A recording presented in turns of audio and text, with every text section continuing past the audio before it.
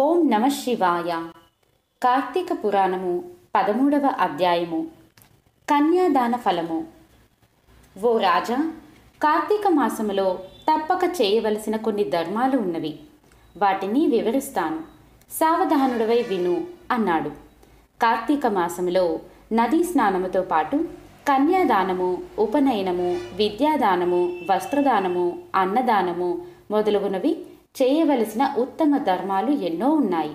ఒకవేళ ఉపనయనమునకు అగు ఖర్చు అంతయు భరించుటకు వీలు కానప్పుడు దక్షిణ, తాంబూలము మొదలైన సంభావనలతో తృప్తి పరచినను మంచి ఫలము కలుగును.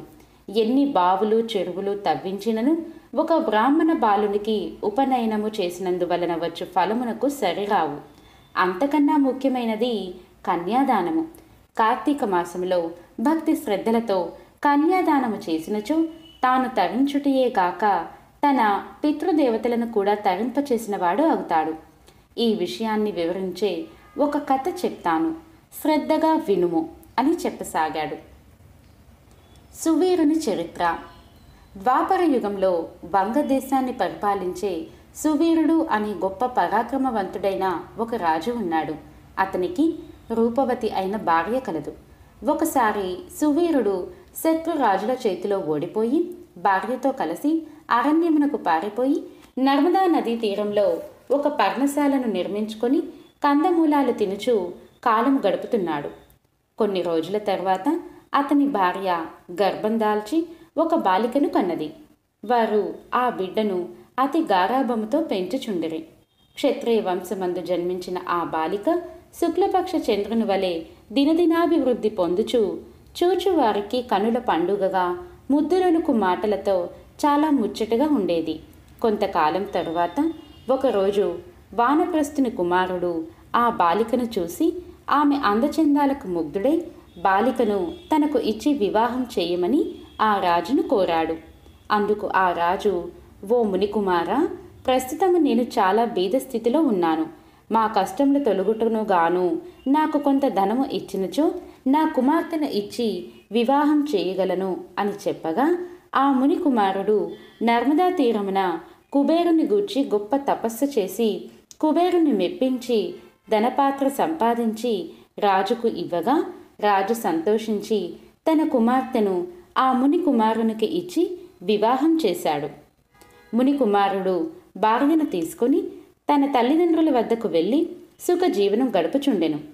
సువీరుని భార్య మరొక బాలికను కన్నది. సువీరుడు మునికుమారుడు ఇచ్చిన ధనపాత్రను తీసుకుని స్వేచ్ఛగా భార్యతో సుఖంగా ఉన్నాడు. సువీరుడు రెండవ కుమార్తె కూడా యుక్త వయస్సు వచ్చిన తరువాత పూర్వము వలనే ఎవరికైనా ధనమునకు అమ్మవచ్చును అన్న ఆశతో ఎదురు చూస్తూ ఉన్నాడు. ఒక ఋషిపుంగవుడు తపతీ నదీ తీరము నుండి నర్మదా నదీ తీరమునకు స్నానము కొరకు వస్తూ దారిలో ఉన్న సువీరుని కలుసుకొని, ఓయి, నీవు ఎవరు? నీ ముఖ వర్చస్సును బట్టి రాజవంశము వానివలె ఉన్నావు. ఈ అరణ్యములో భార్యాబిడ్డలతో నివసించుటకు కారణము ఏమిటి అని అడిగాడు. సువీరుడు తన వృత్తాంతం అంతయు పూసగుచ్చినట్లు చెప్పాడు. ఓ రాజా, నీవు ఎంతటి దరిద్రుడవైనను ధర్మ సూక్ష్మము ఆలోచింపక కన్యను ధనమునకు అమ్ముకున్నావు. కన్యా విక్రయము మహాపాతకములలో ఒకటి. మానవజాతి ఏ పాపము చేసినా ధర్మశాస్త్రాలు వాటికి ప్రాయశ్చిత్తం తెలియచేశాయి. కన్యా విక్రయ పాపానికి ప్రాయశ్చిత్తం ఏ శాస్త్రములోనూ లేదు. కనుక అలాంటి పాపపు పని మరోసారి చేయకు. కన్యను విక్రయించిన వారు అసిపత్రం అనే నరకమునకు వెళ్ళి నానా బాధలు అనుభవిస్తారు. ఆ ద్రవ్యములతో దేవముని, పితృదేవతా ప్రీతి కొరకు వ్రతములు చేసినను అవి ఎలాంటి ఫలితాలు ఇవ్వవు. అదియును కాక కన్యా విక్రయము చేసిన వారిని పితృదేవతలు పుత్ర సంతతి కలుగకుండా శపిస్తారు. అదేవిధంగా కన్యను ధనము ఇచ్చి కొని వివాహమాడిన వారి గృహస్థ ధర్మములు వ్యర్థమై అతడు మహా నరకమును అనుభవించును. కన్యా విక్రయము చేసిన వారికి ఎట్టి ప్రాయశ్చిత్తము లేదని పెద్దలు చెప్పే ఉన్నారు. కనుక రాజా, రాబోయే కార్తీక మాసములో నీ రెండవ కుమార్తెను నీ శక్తి కొలది బంగారు ఆభరణములతో అలంకరించి సదాచార సంపన్నుడు, ధర్మబుద్ధి గల వానికి కన్యాదానము చేయి.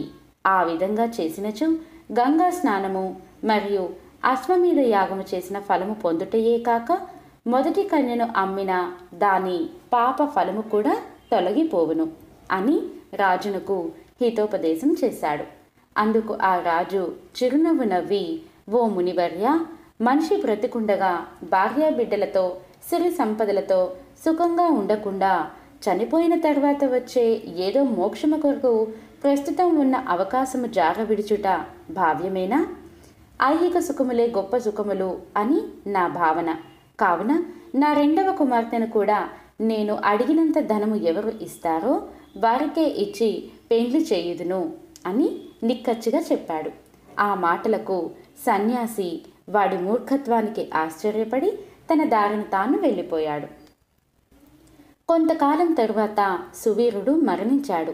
వెంటనే యమభటులు వచ్చి వానిని యమలోకములో అసిపత్ర వనము అనే నరకములో పడవేసి అనేక విధములుగా బాధించిరి. సువీరుని పూర్వీకుడైన శృతకీర్తి అను రాజు ధర్మయుక్తంగా ప్రజలను పాలించి ధర్మాత్ముడై మరణించిన తరువాత స్వర్గమునందు సర్వ సుఖాలు అనుభవించుచుండగా సువీరుడు చేసిన కన్యా విక్రయ పాపము వలన ఆ శృతకీర్తిని కూడా యమకింకరులు స్వర్గము నుండి నరకమునకు తీసుకుని వచ్చారు. అప్పుడు శృతకీర్తి నిండు కొలువులో ఉన్న యమధర్మరాజు వద్దకు వచ్చి నమస్కరించి, ప్రభు, నీవు సర్వజ్ఞుడవు, ధర్మమూర్తివి, బుద్ధిశాలివి, ప్రాణకోటినంతయును సమంగా చూసేవాడవు. నా రాజ్యంలో అందరినీ కన్న బిడ్డలుగా చూశాను. నేనెప్పుడూ ఏ పాపము చేసి ఉండలేదు. నన్ను స్వర్గలోకము నుండి నరకమునకు తీసుకుని వచ్చుటకు కారణం ఏమిటి అని అడిగాడు. అంత యమధర్మరాజు, శృతకీర్తి, నీవు న్యాయమూర్తివి, ధర్మజ్ఞుడవు, నీవు ఎటువంటి దురాచారములు చేయలేదు. కానీ నీ వంశమునకు చెందిన సువీరుడు తన పెద్ద కుమార్తెను ధనమునకు ఆశించి అమ్ముకున్నాడు. కన్యను అమ్ముకునే వారి పూర్వీకులు ఇటు 3 తరాల వారు అటు 3 తరాల వారు ఎంతటి పుణ్యపురుషులైనా నరకమును అనుభవించుటేగాక నీచాతి జన్మలు ఎత్తవలసి ఉంటుంది. నీవు పుణ్యాత్ముడవు, ధర్మాత్ముడవు అని నాకు తెలుసు. నీవు మరలా స్వర్గాన్ని చేరాలంటే ఒక ఉపాయం చెప్తాను, విను. నీ వంశీయుడైన సువీరునకు మరొక కుమార్తె ఉన్నది. ఆమె నర్మదా నదీ తీరమున తన తల్లి వద్ద పెరుగుచున్నది. నా ఆశీర్వాదము వలన నీవు మానవ శరీరము పొంది అక్కడకు పోయి ఆ కన్యను వేద పండితుడు శీలవంతుడైన ఒక విప్రునకు కార్తీక మాసములో సాలంకృతముగా కన్యాదానము చేయించుము. అట్లు చేసినచు నీవు, నీ పూర్వీకులు, సువీరుడు, మీ పితృదేవతలు కూడా స్వర్గలోకమునకు వెళ్ళగలరు. కార్తీక మాసములో సాలంకృత కన్యాదానము చేసినవాడు మహాపుణ్యాత్ముడు కాగలడు. పుత్రికా సంతానము లేనివారు తమ ద్రవ్యముతో కన్యాదానము చేసినను కన్యాదాన ఫలము లభించును. కనుక నీవు వెంటనే భూలోకమునకు వెళ్ళి నేను చెప్పిన విధంగా ఆ ధర్మ కార్యము చేస్తే పితృగణము తరింతురు, వెళ్ళిరమ్ము అని చెప్పాడు. శృతకీర్తి యమధర్మరాజునకు నమస్కరించి ఆయన వద్ద సెలవు తీసుకుని నర్మదా తీరమున ఒక కుటీరములో నివసించుచున్న సువీరుని భార్యను కుమార్తెను చూసి సంతోషపడి ఆమెతో అన్ని విషయాలు చెప్పి కార్తీక మాసమున సువీరుని రెండవ కుమార్తెను సర్వజ్ఞుడైన ఒక ముని కుమారునితో సాలంకృత కన్యాదాన వివాహము చేశాడు. ఆ కన్యాదానము చేయుట వలన పితృదేవతలతో పాటు సువీరుడు కూడా పాపము నుంచి ముక్తిని పొంది స్వర్గలోకములో ఉన్న పితృదేవతలను కలుసుకున్నాడు. జనక మహారాజా, కార్తీక మాసములో చేసే కన్యాదానము వలన మహాపాపములు కూడా నశించును. వివాహ విషయంలో వారికి మాట సహాయం చేసినను పుణ్యము కలుగును. కార్తీక మాసములో కన్యాదానము చేయుదునని సంకల్పించుకొని దీక్ష వహించి ఆచరించిన వ్యక్తి కూడా విష్ణు సాన్నిధ్యము పొందును. ఇలాంటి ముఖ్య ధర్మాలు తెలిసి కూడా చెయ్యని వారు రౌరవాది నరక బాధలు అనుభవిస్తారు. ఇది స్కాంద పురాణాంతర్గత వశిష్ఠ ప్రోక్త కార్తీక మహత్యము అందలి 13వ అధ్యాయము 13వ రోజు పారాయణము పూర్తి అయినది.